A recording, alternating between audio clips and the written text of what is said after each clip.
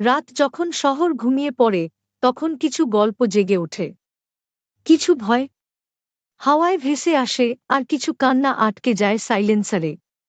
আজকে আপনাদের শোনাবো এক সত্য ঘটনা, ভোপালের ব্রিজ নম্বর ৪৫ নিয়ে। এক জায়গা যেখানে আজও মানুষ বলে মৃত্যুর পরও ট্রেন থামে না। ঘটনাটা ১৯৮৪ সালের, ভোপাল, মধ্যপ্রদেশ।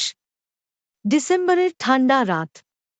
হঠাৎ একটা কেমিক্যাল ফ্যাক্টরি থেকে লিক হয়ে যায় ভয়ঙ্কর বিষাক্ত গ্যাস, মিথাইল আইসোসায়ানেট। কয়েক মিনিটেই মারা যায় ৩,০০০ মানুষ। পরবর্তী দিনে সংখ্যাটা পৌঁছে যায় ১৫,০০০-রও বেশি। ইতিহাসের সবচেয়ে ভয়াবহ ইন্ডাস্ট্রিয়াল ডিজাস্টার।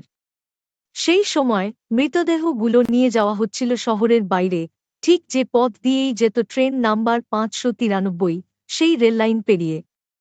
বলা হয় গ্যাসে মারা যাওয়া কিছু লোক ট্রেন লাইনের কাছেই শেষ নিঃশ্বাস নিয়েছিল, আর তাদের আত্মা আজও যেন আটকে আছে ওই ব্রিজের চারপাশে। ব্রিজ নম্বর ৪৫। স্থানীয়দের মতে মাঝরাতে যারা ওই ব্রিজ পেরোয় তারা শুনতে পায় ট্রেনের আওয়াজ, কিন্তু কাছাকাছি আসা কোনো ট্রেন থাকে না। অনেকেই দেখেছে হঠাৎ আলো জ্বলে ওঠা, কেউ কেউ বলেছে একটা মেয়েকে ট্র্যাকের মাঝখানে দাঁড়িয়ে থাকতে দেখেছি, কিন্তু চোখে ছিল না কিছুই, শুধু শূন্যতা। ২০০৪ সালে একজন স্থানীয় সাংবাদিক রমেশ কুমার নিজের রিপোর্টে লেখেন, আমি এক রাতে গেলাম সেখানে ক্যামেরা নিয়ে। রাত ১:৩০ হঠাৎ ক্যামেরা বন্ধ হয়ে যায়।